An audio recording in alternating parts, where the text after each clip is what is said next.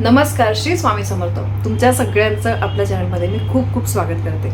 अधिक मासाची आज अमावस्या आहे बघा. 15 जून आहे. कालपासून अमावस्या लागलेली आहे आणि ही अमावस्या आज संपूर्ण दिवस आहे. अमावस्या समाप्ती ही सकाळी 8:24 जरी होणार आहे, म्हणजे झालेली आहे, तरी सुद्धा हा संपूर्ण दिवस आपण अमावस्येचे उपाय तपाय करू शकतो. ठीक आहे. तर आजच्या अमावस्येच्या दिवशी तुम्हाला दिवा लावायचा आहे. प्रत्येक शुभ दिवशी दिवा लावण्याला खूप महत्त्व आहे. दिव्याचे उपाय आवर्जून करत जा. कुठलीही पूजा अर्चा आपण दिव्याच्या साक्षीने करत असतो. म्हणजे काहीही करा तुम्ही, तर दिवा लावूनच ती गोष्ट केली जाते. तुमच्या घरामध्ये छोटी मोठी पूजा असेल तरी पण दिवा लावल्याशिवाय, समई लावल्याशिवाय कुठलीही पूजा केली जात नाही. म्हणून कोणत्याही शुभ दिवशी दिवा लावण्याला खूप महत्त्व आहे. दिव्याचे जर तुम्ही उपाय केले तर त्या संपूर्ण दिवसाचा फायदा होत असतो. तर बघा, अधिक मास अमावस्या म्हणजे आपण आजच्या दिवसाला पुरुषोत्तम अमावस्या सुद्धा म्हणत असतो. या दिवशी पितृदोष निवारण करण्यासाठी आणि भगवान विष्णूंची सेवा कृपाप्राप्ती करून घेण्यासाठी हा दिवस खूप महत्त्वाचा आहे. आजच्या दिवशी तुम्हाला पवित्र नद्यांमध्ये स्नान करायचं असतं, दान करायचं असतं, तर्पण विधी करायचं असतं. याचा खूप फायदा होत असतो. याबद्दलची संपूर्ण माहितीचा व्हिडिओ मी अगदी काल परवाच तुमच्यासोबत शेअर केलेला आहे. काय काय उपाय करायचे आहे. अजून सुद्धा वेळ हातामध्ये आहे. या दिवसभरामध्ये तुम्ही कधीही करू शकता. या दिवशी जर तुम्ही काही उपाय तापाय केले तर त्याचं खूप फळ मिळतं. आपण बघा, सुखाच्या मागे धावत असतो. आपल्या घरामध्ये दुःख नको, नेहमी सुख समृद्धी असावी यासाठी प्रत्येक स्त्री, प्रत्येक घरातला कर्ता पुरुष हा कष्ट करत असतो आणि मनामध्ये ती इच्छा ठेवूनच सगळं काही करत असतो.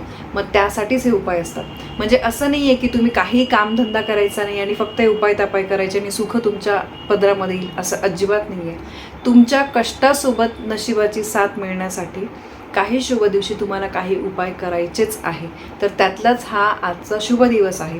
अधिक मासाची अमावस्या ही आता बघा, जवळपास पुढच्या 3 वर्षांनंतर आपल्याला अधिक मास जो आहे त्याचा लाभ होणार आहे.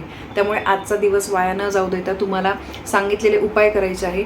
उपाय मी परत एकदा तुम्हाला सांगते की काल परवा मी सांगितलं होतं, पवित्र नद्यांमध्ये स्नान करायचं आहे. म्हणजे स्नान करणं शक्य नसेल तर गंगाजल पाण्यामध्ये टाकून आपण या दिवशी अंघोळ करत असतो. दुसरी गोष्ट, पितरांच्या नावाने तुम्हाला तर्पण करायचं आहे. पितृदोषातून मुक्ती मिळवण्यासाठी पितरांच्या नावाने तुम्हाला तर्पण करायचं आहे. यानंतर दुसरी गोष्ट, दानधर्म करायचा आहे. गरजू व्यक्तींना तुम्हाला अन्नधान्य, वस्त्र, त्यानंतर थंड पाणी वगैरे अशा गोष्टी तुमच्या यथाशक्तीने काहीही तुम्ही दान करू शकता. आजच्या दिवशी गाईची सेवा करायची आहे. गाईला हिरवा चारा खाऊ घाला, त्यानंतर गूळ खाऊ घाला.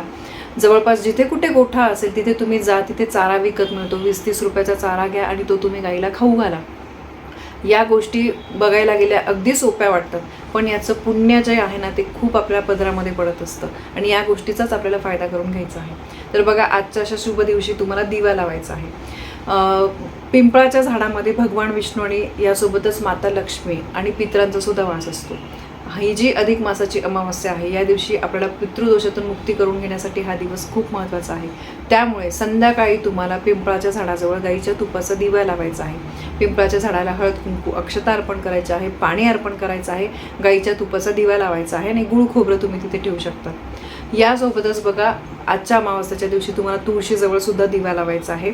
तुळशीजवळ, यानंतर आपल्या देवारामध्ये जो आपण दिवा लावतो जास्त वेळ तेवत राहील, निदान संध्याकाळी 4-5 तास तरी तेवत राहील एवढं तुम्ही तेल टाका.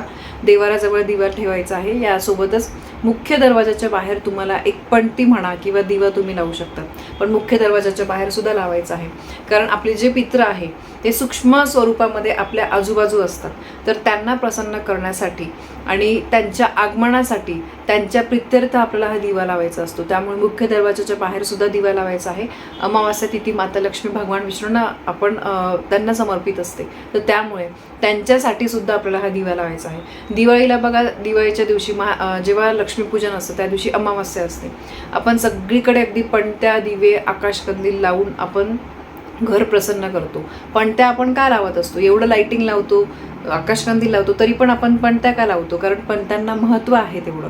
तेलाच्या तुम्ही ज्या पणत्या लावत असतात त्याच्यामुळे काय होतं, माता लक्ष्मी, भगवान विष्णू जे आहे ते आपल्या घराकडे आकर्षित होत असतात. म्हणून तुम्हाला अमावस्येच्या दिवशी मुख्य दरवाजाच्या बाहेर, त्यानंतर पिंपळाच्या झाडाच्या जवळ, देवारामध्ये आणि तुळशीजवळ तुम्हाला दिवा लावायचाच आहे. बघा, हा दिवस खरंच खूप महत्त्वाचा आहे. कळत नकळतपणे आपल्याकडून काही चुका होत असतात, त्याचं प्रायश्चित्त करण्यासाठी आणि त्या चुका भरून, म्हणजे त्या चुका त्या चुका ज्या आहेत त्या आपल्याकडून झाल्या असतील कळत नकळतपणे, तर त्याचं प्रायश्चित्त म्हणून असे जर काही तुम्ही उपाय केले तर त्याचा तुम्हाला खूप फायदा होत असतो. तर नक्की न विसरता आजच्या दिवशी संध्याकाळी तुम्ही हा उपाय कराल अशी मी अपेक्षा करते. ही माहिती तुम्हाला आवडली असेल तर व्हिडिओला लाईक करा, शेअर करा. चॅनलवर नवीन असाल तर सबस्क्राईब नक्की करा. धन्यवाद. श्री स्वामी समर्थ.